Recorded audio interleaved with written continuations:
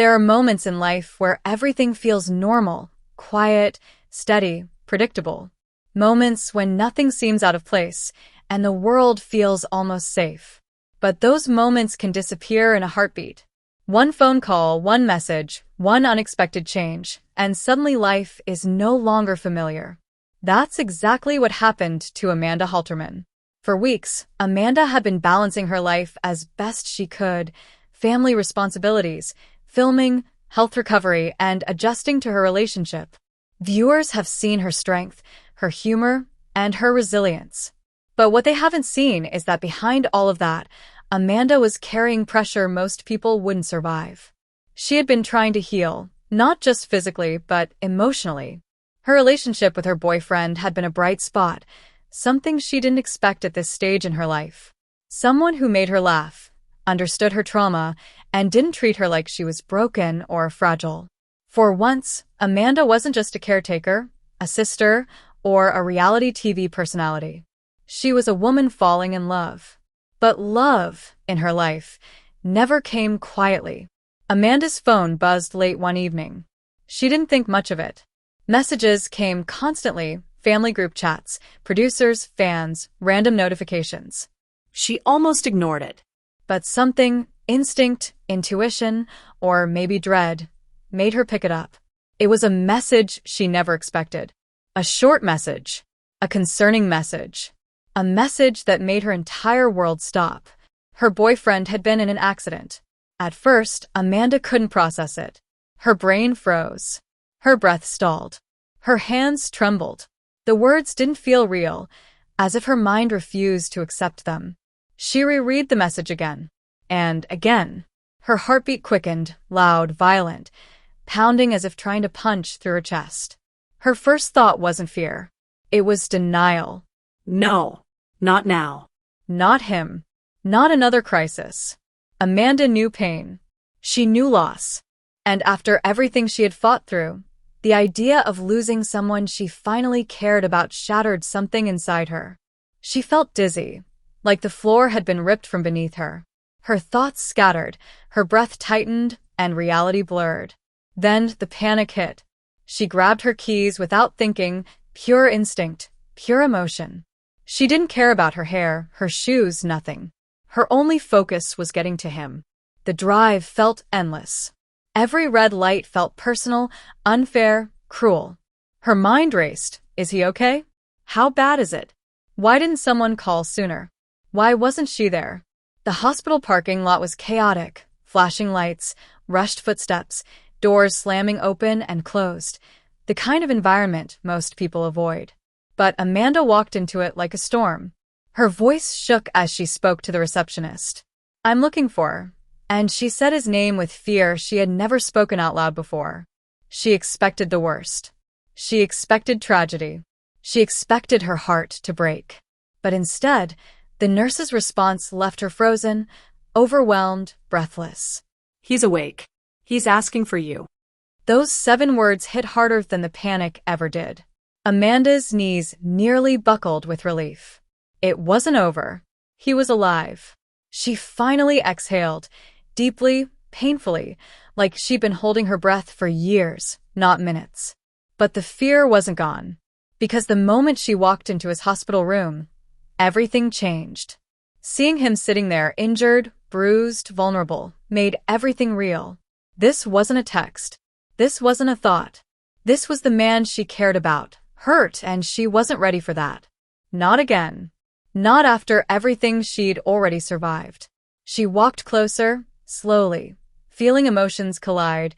Fear, anger, relief, love, all fighting for space. He looked at her, weak but smiling. "Hey." "I'm okay." "Don't cry." She didn't even realize she was crying. But she was. Tears she'd been holding back for years. Tears she swore she'd never let anyone see, were falling freely. She wasn't just scared of losing him. She was scared of feeling something this real. Because love, for Amanda, wasn't just affection. It was risk. It was vulnerability. It was giving someone the power to break her completely and hoping they never would. As she sat beside him, holding his hand gently, terrified she might hurt him, The room fell completely silent. No cameras. No family voices. No audience. Just two people shaken, exhausted, grateful. He didn't say much. He didn't have to. His being there was enough. For the first time in a long time, Amanda felt something she didn't expect. Hope. But hope can be dangerous. Because moments like this don't stay quiet forever. And as Amanda would soon learn, this accident was not just an isolated event. It was the beginning of something much bigger. Something that would test her patience, her heart, her relationships, and even her future. This wasn't just a scare. This was the start of a turning point. One that would change everything. The hospital room felt too quiet. Machines hummed softly, the fluorescent lights buzzed overhead, and every few minutes a nurse walked by in the hallway. But to Amanda, everything sounded distant. Muted. Like she was underwater. Her boyfriend rested with his head tilted slightly toward her, eyes heavy but focused. The bruises on his face weren't the worst part. It was the way he moved, stiff, careful, protective of his ribs, that told Amanda the damage went deeper than what anyone could see. She studied every inch of him, unable to stop herself. Her eyes lingered on every bandage, every bruise, every small sign of pain. He noticed. "Stop looking at me like I'm dying," he murmured with a weak smile. Amanda wiped her eyes, fast, annoyed with herself. "I'm not." But she was. Because she had seen hospital rooms filled with endings, not beginnings. She had seen loved ones hooked up to machines, too silent, too still. She had walked away before, heart bruised, soul scarred, carrying the kind of grief people don't come back from easily. So seeing him here, fragile and hurting, wasn't just fear. It was a memory, a warning, a reminder that nothing, not life, not love, not time, is guaranteed.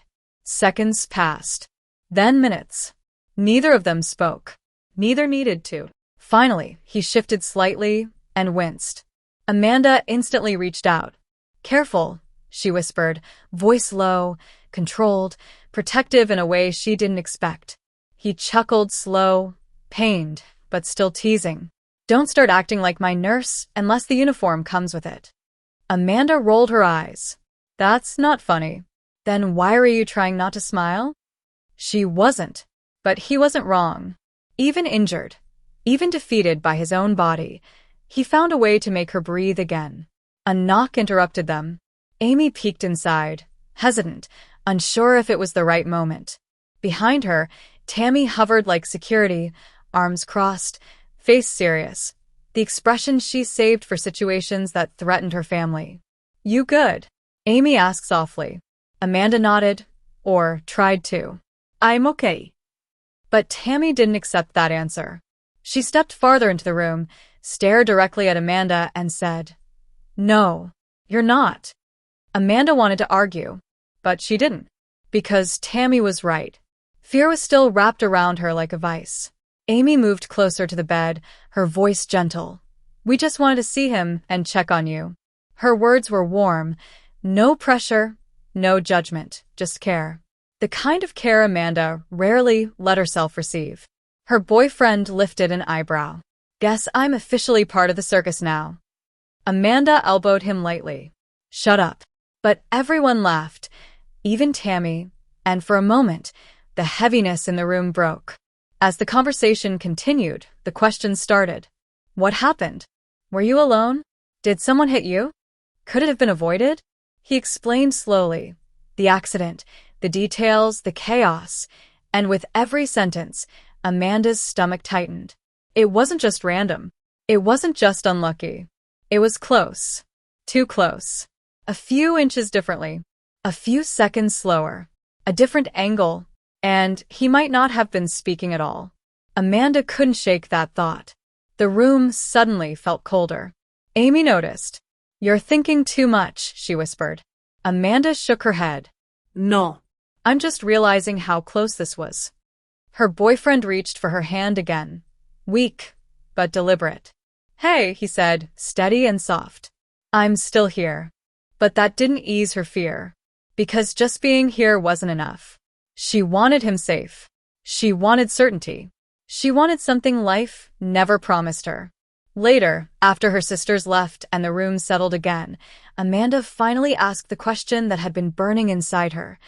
"Do you realize how scared I was?" He didn't speak immediately. Instead, he looked at her, really looked, the way someone does when they're choosing honesty over comfort. "Yes," he said finally, "because I was scared too." Amanda blinked, surprised. He continued, "When everything was happening, all I could think about was you. Not the pain. Not the accident. Just you." Her throat tightened. Not because she didn't believe him, but because she did. And that was terrifying. Love wasn't soft and poetic in her world. Love was risk. Love was loss. Love was surviving heartbreak and still being brave enough to feel again. She swallowed hard. "I don't want to lose you." "You won't," he promised. But people promise things all the time. Life didn't always follow those promises. Still, hearing it mattered. More than she expected. As night settled outside the window, Amanda sat beside him, holding his hand, watching his breathing soften as he fell asleep. The hospital lights dimmed. The hallway quieted. And finally, Amanda allowed herself to exhale. She didn't know what the future held. She didn't know what this accident meant.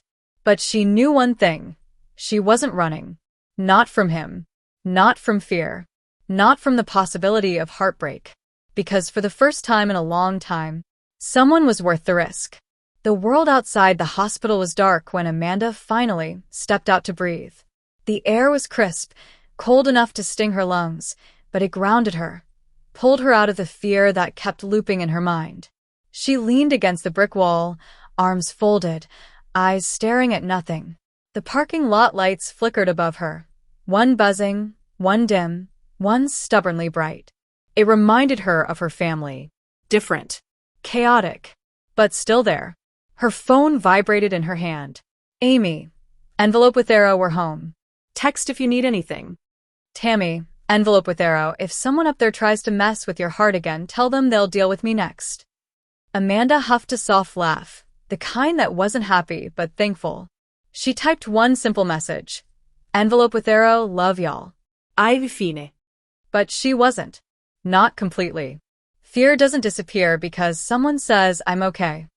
Fear lingers. It waits. It whispers. She got into her car, but didn't start it. The silence felt loud.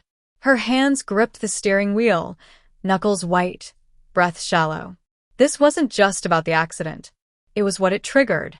A memory she had locked away. A memory she swore would never surface again. But trauma doesn't ask permission. It kicks down the door. There was another hospital room. Another man she loved. Another moment where hope and fear collided. She remembered sitting in a plastic chair, just like earlier, waiting for doctors, waiting for answers, waiting for a miracle that never came.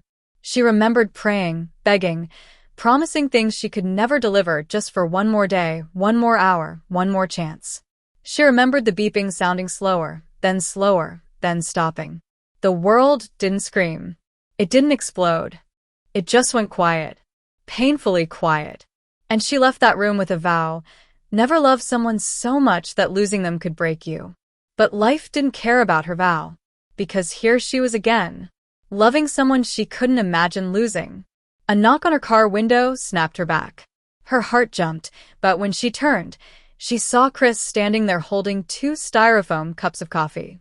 She rolled the window down. "What are you doing here?" she asked, voice tired. Chris shrugged. "You didn't think we were really going home, did you?" He handed her one of the cups. Hospital coffee. Tastes like regret. Amanda took it anyway. They didn't speak for a long time. Finally, Chris asked, quietly, gently, "You scared he won't be okay?" She shook her head. No. "I'm scared of what losing him would do to me." Chris nodded slowly. "We've all lost someone, Amanda. But losing someone doesn't mean you stop living." Amanda stared at the steam curling out of the cup. "It changed me." Chris looked at her, not as a sister to protect, not as a reality star, but as someone he loved deeply. "It didn't change you," he corrected softly. "It hardened you." Silence again. "But guess what?" he continued. You're softening now. And that's not weakness. Amanda swallowed hard.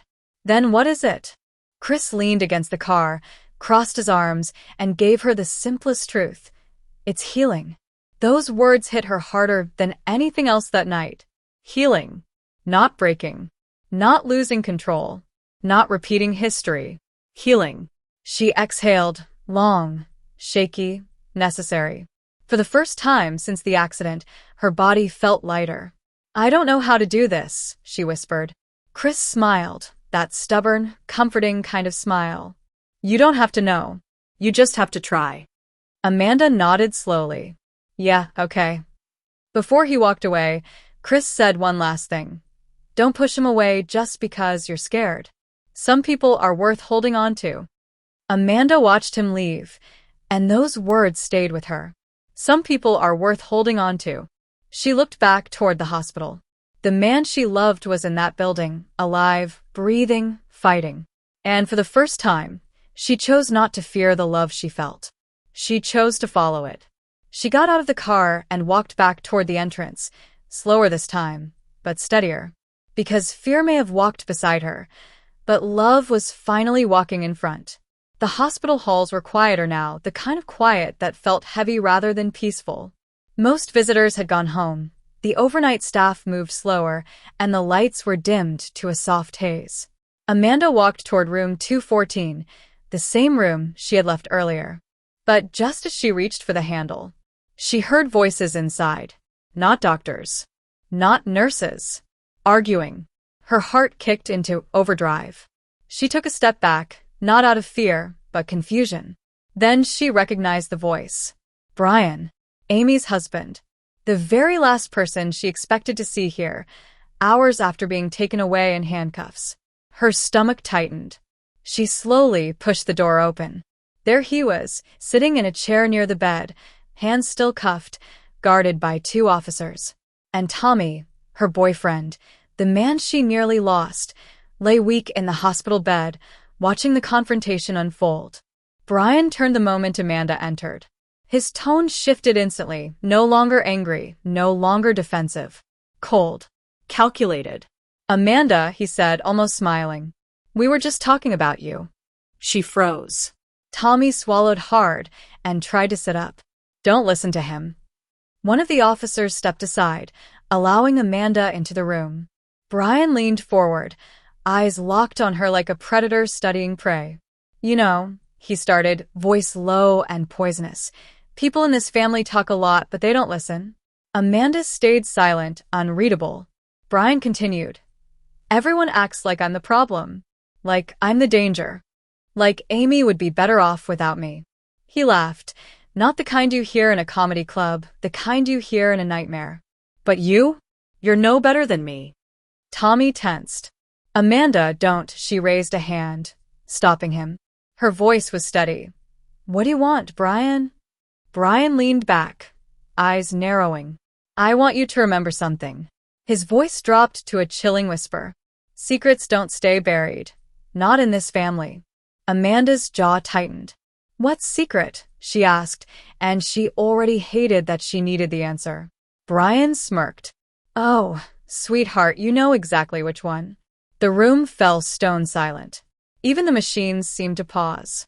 Finally, he spoke the words she prayed would never surface again. The accident.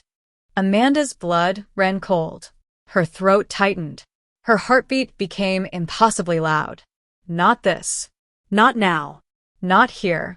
Brian watched her reaction with satisfaction. That little car crash years ago? The one that wasn't exactly an accident? Tommy looked at Amanda with confusion and concern. Amanda, what is he talking about? She didn't answer. She couldn't.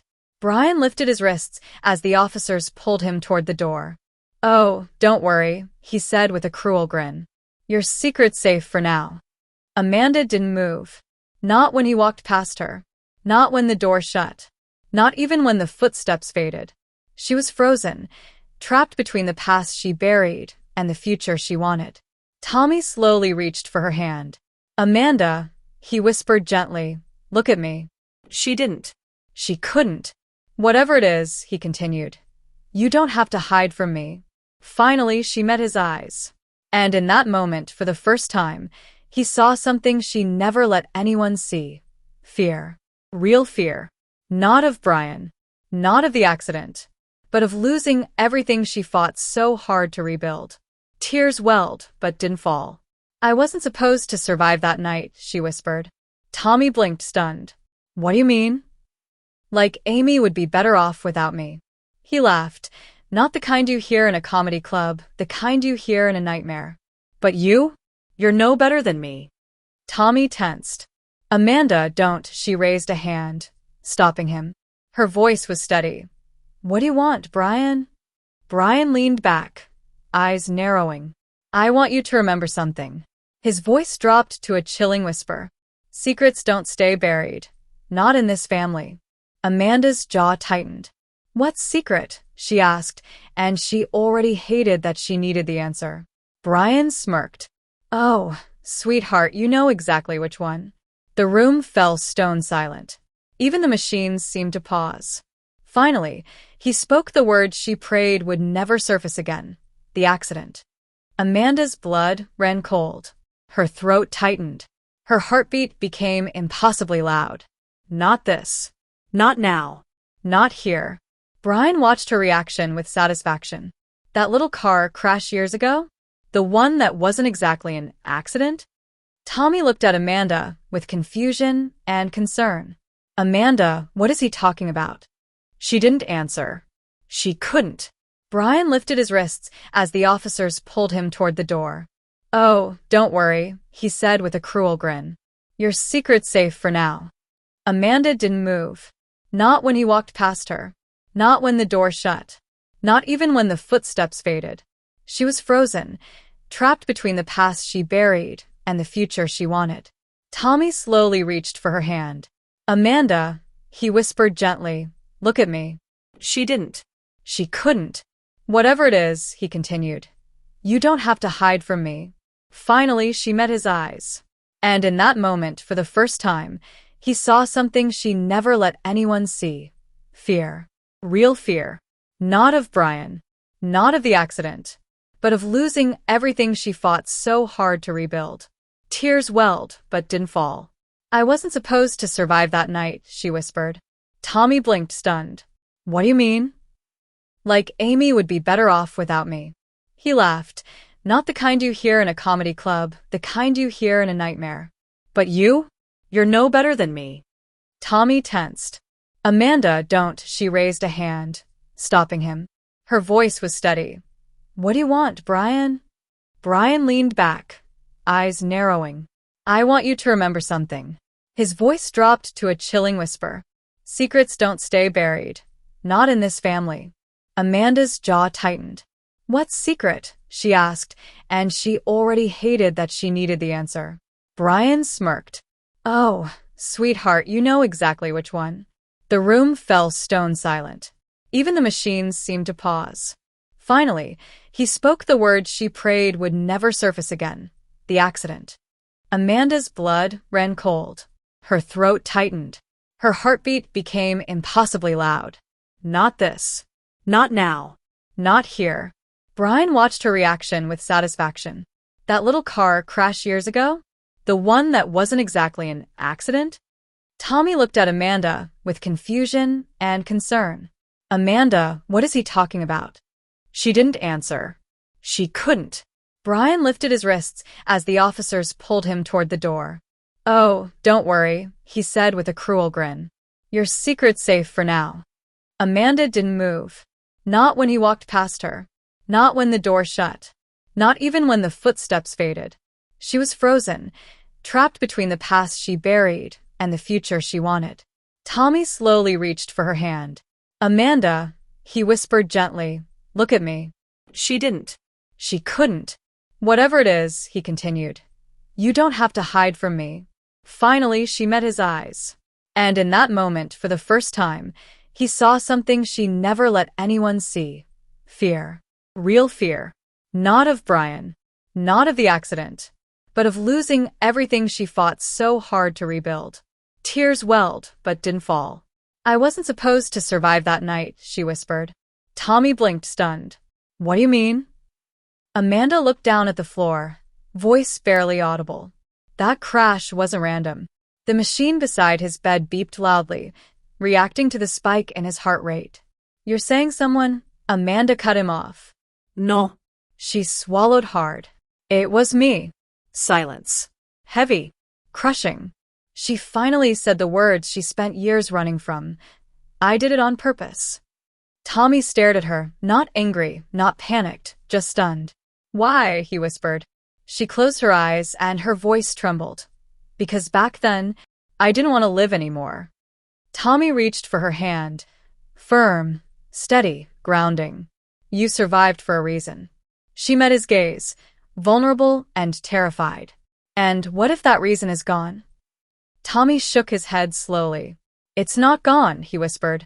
It's sitting right here with you. Amanda didn't break. She didn't collapse. She didn't run. For the first time in years. She breathed. But somewhere in the hospital hallway, a phone camera clicked. Someone was recording. And the secret Amanda feared the most was no longer hers alone. The hum of fluorescent lights in the hospital hallway seemed louder now, almost mocking. Amanda and Tommy sat in the otherwise empty lounge near the ICU. Her hands still shook from the confession, the secret she'd buried for years, now hanging between them like a shadow. But Amanda wasn't alone for long. Her phone buzzed incessantly in her pocket. Texts, notifications, alerts. Each one a small electric shock. Breaking news. Viral video. Amanda's confession. She froze. Tommy leaned over, his fingers brushing against hers. Someone recorded us. Amanda's stomach sank. Panic set in like ice in her veins. No, this can't be happening, she whispered.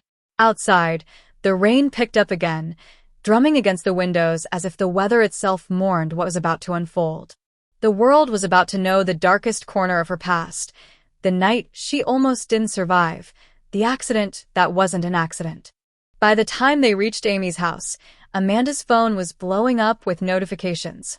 Every news outlet, every gossip account, every social media channel, all broadcasting the clip. In it, Amanda's voice trembled as she admitted the truth. She didn't even get to explain context. She didn't get to frame her pain. She was stripped bare for the world to judge. Amy met her at the door, face pale, hands clutching her own phone. Amanda, I saw it, Amy said, voice trembling. What? How? Why? Amanda sank onto the couch, burying her face in her hands. I can't believe this is happening, she whispered. I thought I could handle it, but now it's everyone. Tammy appeared from the kitchen, tray of snacks in hand, but even she looked worried. We'll figure this out, Tammy said gently. We always do. Together. But Amanda shook her head. No. This isn't just family gossip. This is the entire internet. People are calling me everything. She stopped herself before the words came out. I know, Amy said firmly. And you'll survive this too. Just like you survived everything else. Amanda looked up, eyes red, voice trembling. What if I don't? Then Chris walked in, arms crossed, frown deep. Look, whoever leaked this. They don't get to decide your story. Not now. Not ever. We deal with them, all of them, later. First, we deal with you. The sisters held a family meeting right in Amy's living room. Amanda sat in the center, flanked by Amy and Tammy. Chris paced back and forth. Amanda's children were playing quietly in the corner, oblivious to the storm outside. This isn't just about the accident, Amy said, her voice strong. It's about your life now, and what you want it to be. Do we let the world tear you apart, or do we protect each other and rise? Tammy nodded. Exactly. You survived then, Amanda. And you'll survive now. Everyone else? They'll talk. Let them. We know the truth, the real story. That's all that matters. Amanda took a deep breath, feeling a strange calm start to bloom amidst the panic. Okay. But what about Brian? Amy shook her head. That's on him. We fight your story, not his mistakes. We stay focused. Chris smirked. And maybe we leak our version first. Take control before the internet runs wild. Amanda felt a flicker of hope. You really think we can do that? We don't think, Tammy said sharply. We will do that. By the next morning, the family gathered outside a local news station. Cameras, microphones, reporters, the familiar chaos Amanda had always avoided. But this time, she wasn't hiding. Amy held her hand. Tammy rubbed her back. Chris stood guard like a soldier. Even Amanda's children waved at the cameras with innocent curiosity, untainted by the scandal surrounding their mother. Amanda stepped forward, heart pounding. Yes, I made mistakes, she began, voice steady despite the trembling inside. The accident wasn't just luck. It wasn't just a fluke. It was a moment of desperation, a night I've spent years trying to understand and survive. I am not proud of it, but I am alive, and I am working every day to be better for my family. Reporters scribbled notes furiously. Cameras clicked. Microphones hovered. The world was watching. And let me be clear, Amanda continued, this is not a reflection of my family's love or support. They have stood by me every step of the way. And if I have learned anything, it's that secrets don't define you. Your actions moving forward do. My family is my strength. And together, we will continue to survive, to heal, and to live. The microphones went silent. The cameras stopped clicking. For a moment, Amanda felt like the world had paused, waiting for her next move.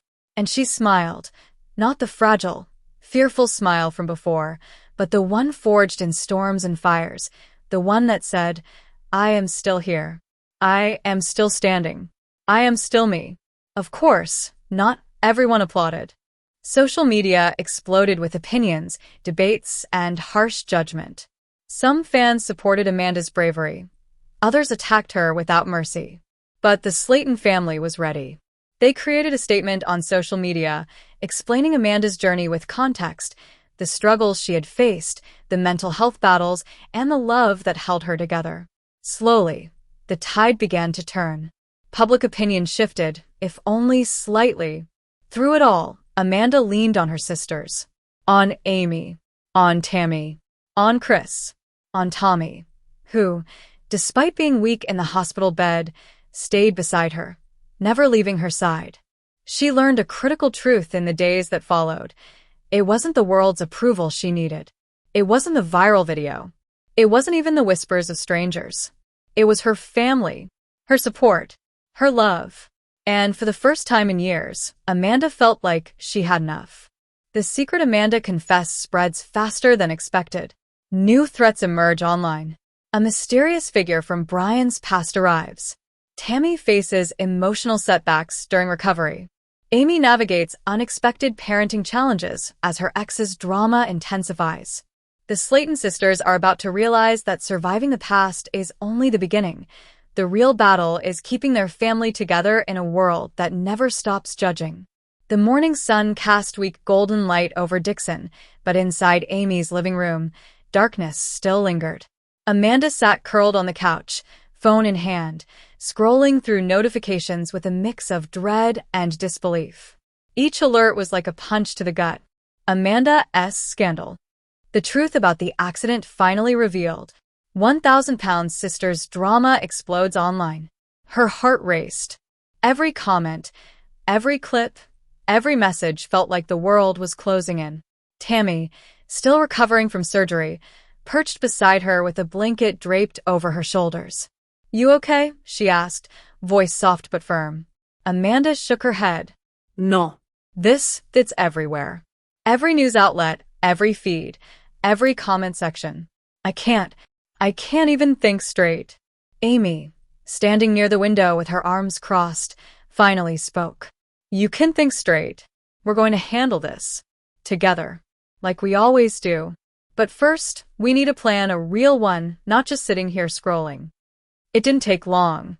That afternoon, an anonymous email landed in Amanda's inbox. You can't hide. The world will see you for what you are. Your family can't save you this time. Amanda's hands shook violently. Tammy placed a reassuring hand on her arm. It's just someone trying to scare you, Tammy said, though even her voice carried a hint of doubt. Amy glared at the laptop screen. This isn't just trolling. Someone's trying to make us panic. And if they know about the accident, who knows what else they have? Chris, pacing in the background, muttered, "We need security. Not just online. Real, physical security." I'll call the contacts I have. Amanda exhaled slowly, trying to steady herself. "I can't believe this, after everything. I thought I could finally breathe." "No," Amy said firmly. "You will breathe. But first we face it head-on." Just as Amanda started to feel some control, a new storm approached. Brian Lovehorn, newly incarcerated and desperate, requested a temporary release for a family emergency. Amy was skeptical. After everything, he wants to come back? Now? Amanda bit her lip. He's always been complicated. But if he's changed, maybe we can. Tammy cut her off, tone sharp. Maybe? Amanda, we can't gamble with him. He still has a past. He still has mistakes. He can't just waltz back in and act like everything's fine. The day Brian arrived at the Slayton home, tension could be cut with a knife. Amy opened the door, her face a mix of hope and caution. Brian stepped in, eyes wet, hand shaking slightly. Amanda, he began, voice barely audible. "I know I don't deserve this. I know I've caused pain, but I've changed. I've been getting help. I need to make things right." Amanda glanced at Amy. Amy's face was hard to read. "You're going to prove it," Amy said. "Not with words. With actions. For real. Not just promises." Brian nodded, swallowing hard. "I'll do anything. I swear I'll do anything." Meanwhile, the leaked video continued to spread like wildfire. Some fans supported Amanda, some attacked her relentlessly. Trolls dug into every detail of her life. Each new clip, comment, or article felt like a spotlight on her most vulnerable moments. Amanda sat with her sisters late into the night, drafting a statement. They needed control over the narrative before things spiraled further. "This isn't just about the past," Tammy said, rubbing her arms. It's about now. "It's about how we respond. Strength, Amanda. Focus on what we can control." Chris nodded from across the table. "We deal with the haters later. Right now, we protect the family. That's all that matters." Amanda took a deep breath, feeling the tiniest flicker of hope. "Okay, let's do this. For us. For the kids. For the family." That night, the family gathered in the living room. The kids were asleep upstairs, the house unusually quiet. Amy spoke softly. "Amanda, you've been through so much. And now we face a new battle. But you're not alone." Tammy added, "We all make mistakes. But courage isn't about never falling. It's about standing back up every time." Amanda nodded, eyes brimming with tears. I'm scared. "But I'll stand. With all of you." Brian, sitting quietly in the corner, finally spoke. "I'll do everything I can to help. No excuses. No sleeps. Just trying to make things right." Amy studied him for a long moment, then finally nodded. "Actions, Brian." We'll see. The storm outside had calmed, but the tension inside the Slayton home was only growing. Amanda knew that the online threats weren't done. Brian's return wasn't guaranteed to go smoothly, and the family's unity would be tested like never before. Yet, for the first time in weeks, Amanda felt a glimmer of determination. She wasn't just surviving. She was preparing to fight, and the world would see the Slayton sisters rise, together. The sun had barely risen over Dixon when Amy awoke to the soft chirping of birds outside her bedroom window. The house was quiet, too quiet, and that always made her heart race. She sat up slowly, her thoughts a whirlwind. Court, Brian, the appeal, the endless barrage of judgment from strangers online. It all collided in her mind like a storm she couldn't escape. Amanda was already up, moving through the kitchen with a kind of mechanical focus. She brewed coffee, stacked breakfast plates, and moved as though every motion had been pre-planned and precise. Amy watched her sister, feeling a pang of guilt for the anxiety she carried herself and yet somehow added to Amanda's burden. Tammy shuffled into the room, still adjusting to her new post-surgery mobility, the blanket wrapped tight around her shoulders. "Morning," she said softly, sitting at the table. Her eyes, however, betrayed a quiet determination. "We've got a lot to handle today, girls." Amy nodded. "We do. Brian's appeal is coming up, and we need everything ready. Statements, testimonies, we can't afford a single misstep." Amanda turned, her eyes tired but resolute. "And I've got the online situation. Comments, clips, even some fake accounts trying to impersonate me. I'll track them and compile evidence. We'll take control before it spirals further." Chris entered, carrying a box of files and clattering paperwork. "You think this is bad?" he muttered, dumping the box on the table. "I've got documentation from Brian's program, rehab attendance, therapist's notes, everything. If anyone questions whether he's serious, we've got receipts." Tammy's hand found Amy's across the table. "We're stronger than we've been. We survived the surgeries, the courts, everything. Together." Amy exhaled slowly, feeling a rare clarity. She stood, pacing briefly. "We need a strategy. Online, offline, everywhere. We can't just react. We have to take initiative. We'll issue a statement first thing after the appeal. Keep it factual, heartfelt, and strong." Hours later, the Slayton home was buzzing with a quiet urgency. Amy worked with her attorney on wording for press releases while Amanda combed through social media. Chris organized Brian's records, and Tammy practiced gentle movements to regain full mobility. The sisters were synchronized, operating like a single entity focused on survival, reputation, and justice. By midday, Amy received a call from the High Court clerk. The appeal date was confirmed, just 2 weeks away. The reality hit hard. 2 weeks to prepare, and any misstep could jeopardize Brian's chance at a new beginning.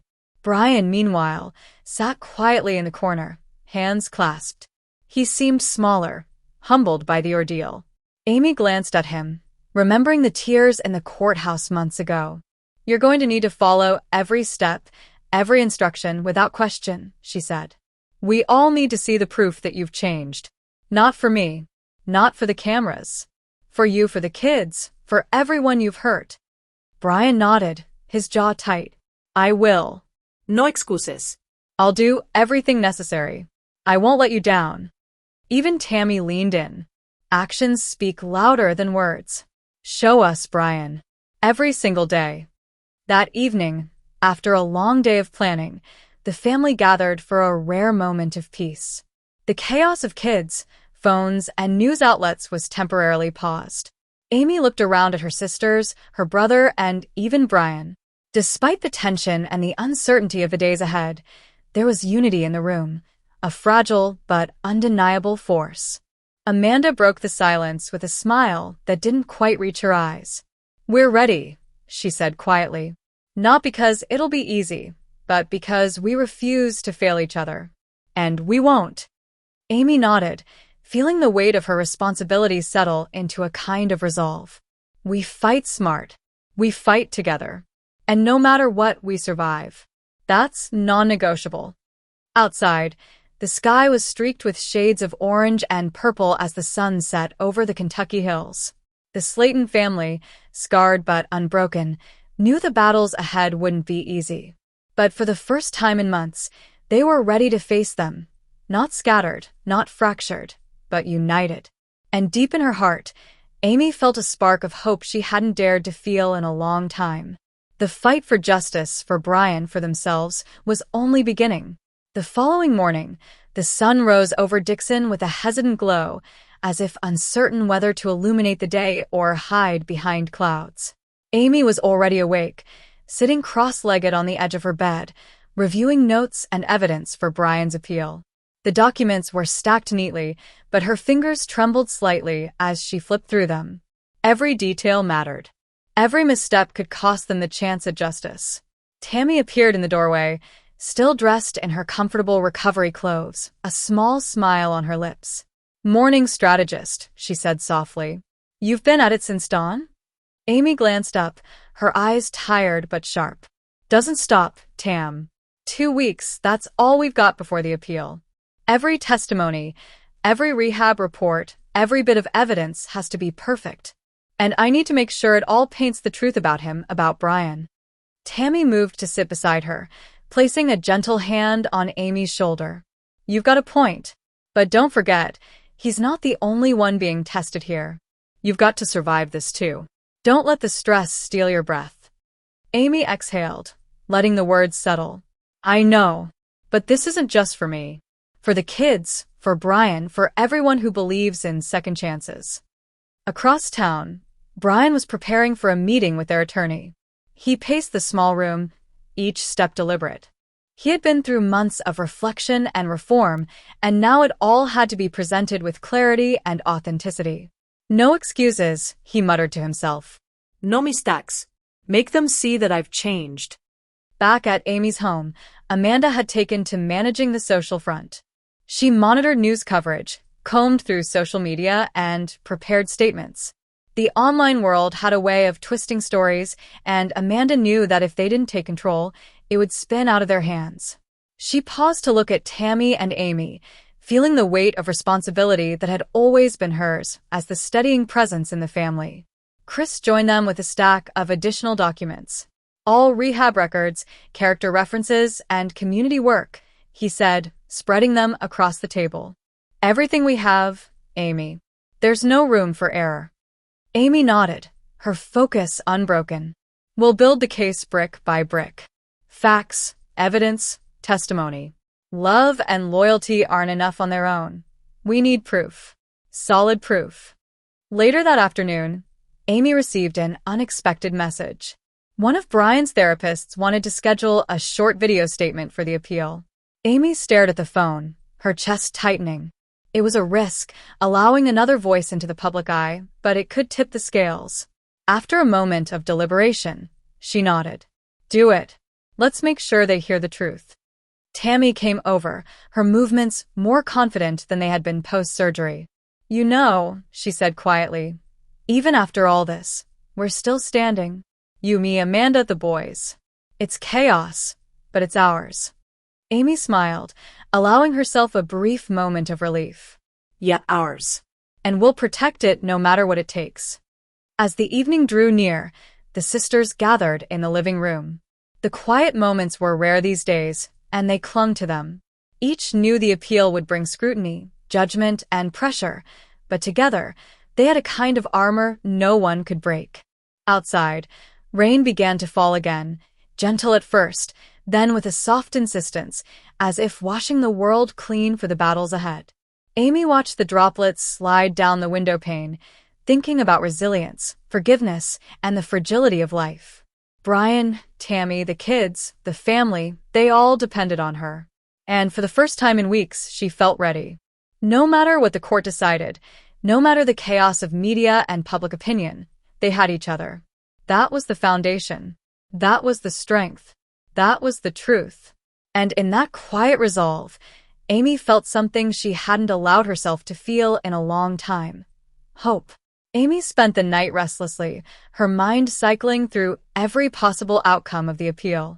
She barely slept, waking each hour to check her notes, reread testimonies, and scroll through Brian's rehabilitation progress. Every detail mattered, and the weight of responsibility pressed down on her chest. By morning, she looked as if she had aged years in a single night, but her determination hadn't wavered. Tammy, now more mobile after her surgery, knocked gently on Amy's bedroom door. You need breakfast before you turn into a courtroom zombie, she teased, holding a plate of scrambled eggs and toast. Amy managed a small smile and accepted the food, though her appetite was mostly absent. You really think this is going to work? Tammy asked softly, sitting across from her sister. Her voice carried the mix of hope and doubt she had mastered over years of watching the family endure constant upheaval. Amy took a bite of toast, chewed slowly, then said, It has to. He's done the work. He's changed. And if I don't fight for him, who will? The morning passed in a blur of last-minute preparations.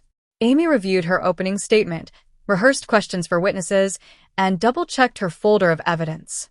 Amanda called periodically, providing updates on press coverage and social media chatter. each message a reminder of the eyes on them. By late afternoon, they were on the road to the courthouse. The weather mirrored the family's nerves: gray skies, light rain, a soft wind that whispered uncertainty. Amy held the steering wheel tightly, her knuckles white, and glanced at Tammy, who sat beside her with a serene yet determined expression. "You got this," Tammy said firmly, reaching over to squeeze Amy's hand. "We've fought harder battles than this." When they arrived, the courthouse steps were crowded with reporters and onlookers. Cameras flashed as Amy and Tammy ascended, the sound of clicks echoing like distant gunfire. Brian's attorney met them at the door, giving a reassuring nod. "Remember, stick to the facts. The rest will follow." Inside the courtroom, the air was thick with tension. The judge, a stern figure with sharp eyes, entered and signaled for proceedings to begin. Amy's stomach churned, but she steadied her breathing. This was the moment, the appeal that could reshape not only Brian's future, but the family's stability. Witnesses were called one by one. Therapists, friends, community members, all spoke to Brian's efforts to change, his dedication to family, and his commitment to rehabilitation.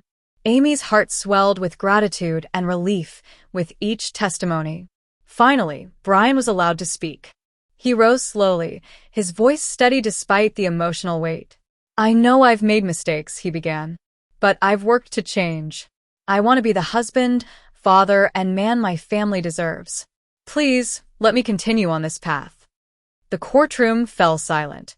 Amy's eyes met his across the room, and in that instant, words were unnecessary. Hope, love, and determination passed between them in a silent exchange. After what felt like hours, the judge leaned forward, reviewing notes. The family held their collective breath. Amy's fingers gripped Tammy's hand tightly. When the gavel finally struck, signaling the judge's decision, the room exhaled as one. Brian's sentence was reduced, and the terms of his rehabilitation acknowledged, offering him a genuine path forward. Tears streamed down Amy's face as she rushed to embrace him, whispering, "We did it. We fought and we won." Outside, the rain had stopped. The sun began to pierce through the gray clouds, casting a warm glow over the courthouse steps. Reporters jostled for a statement, but Amy's focus was solely on her family. She and Tammy flanked Brian as they walked to the car, their presence a united front. The drive home was quiet, each of them processing the intensity of the day. At Amy's house, the kids ran to greet their father, oblivious to the courtroom drama, but filled with joy. Laughter filled the air, a sound that had been missing for too long. That night, the family sat together, reflecting on the day's triumphs. The fight had been arduous, but it had reminded them of the power of love, perseverance, and unwavering loyalty. Amy held Brian's hand, Tammy rested her head on Amy's shoulder, and Amanda looked on with pride. For the first time in weeks, the 1,000-pound sisters felt a sense of peace. They had faced the storm, fought with courage, and emerged stronger. And though challenges would continue, they knew that as long as they stood together, there was nothing they could not overcome. The evening settled softly over Dixon, the sky painted in streaks of amber and lavender. Inside Amy's home, a quiet sense of triumph hung in the air. The courtroom battles were behind them. Brian's future now held a thread of hope, and Tammy's surgery had been a success. Yet, the sisters knew that life, with all its unpredictability, would continue to challenge them. Amy tucked Glenn and Gage into bed, their small hands clutching blankets and stuffed animals, still buzzing from seeing their father walk through the door earlier. "Sleep tight, my loves," she whispered, pressing a gentle kiss to each forehead. For a brief moment, she let herself savor the ordinary, the mundane, the kind of peace that had been elusive for so long. Downstairs, Tammy sat with Amanda and Chris in the living room. The room smelled faintly of chili and freshly baked bread, remnants of the family dinner they had shared earlier. "You know," Amanda said, sipping her coffee, "I think we all forgot how good it feels to just be us. No cameras, no chaos, just family." Tammy smiled, her hand tracing the edge of her coffee mug. "It's been a long time since it felt like this. I can finally breathe." She paused, letting the words sink in. Not just from the surgery, but from everything else. I feel free. Chris chuckled, tossing a small pillow at her. Well, don't get too comfortable. We still have the mashed potato kingdom to defend. Laughter rippled through the room, the kind that stitched hearts back together, mending the fractures left by months of trials. Amy joined them, Brian at her side. He looked exhausted yet alive, his eyes reflecting gratitude, love, and a newfound determination. We fought together, Amy said softly. And now we get to heal together. Brian nodded, his hand finding hers. I'll do whatever it takes to make this right. For us. For our family. The night stretched onward, quiet and comforting. The sisters sat on the porch, wrapped in blankets, the sounds of cicadas and a gentle wind filling the spaces between them. Tammy finally broke the silence. I have something to share. The air shifted. Everyone leaned in, sensing the gravity of her words. I've been scared to say it, but I'm bisexual. I like women too. A hush fell over the group, but it wasn't one of shock or judgment. It was stillness filled with acceptance.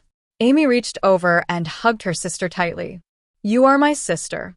Nothing changes that. I just want you to be happy. Amanda grinned. Queen Tammy, you can love whoever you want. As long as they treat you right, that's all that matters. Chris, ever the jokester, quipped. Well, as long as she's not moving to Antarctica, I'm good. Laughter spilled again, washing over them, a balm for months of stress and fear. In the weeks that followed, the sisters settled into a rhythm of healing and growth. Tammy embraced her new life, exploring communities and friendships she had once feared. Amy balanced parenting with advocacy, ensuring Brian stayed on track with his rehabilitation and continuing her appeal with grace and determination. The family unit, stronger than ever, faced the world with renewed vigor, laughter, and love. One evening, as the sun dipped behind the Kentucky hills, the family gathered once more on the porch. The sky blazed with colors that mirrored their emotions: resilience, hope, joy, and the quiet satisfaction of battles won. Tammy leaned back, letting herself feel the weight of the world lift, if only for a moment. We made it, she murmured, eyes glistening. Amy smiled, her hand finding Tammy's. And this is just the beginning. Our lives, our dreams, they're no longer limited by fear or doubt. We're free to be ourselves.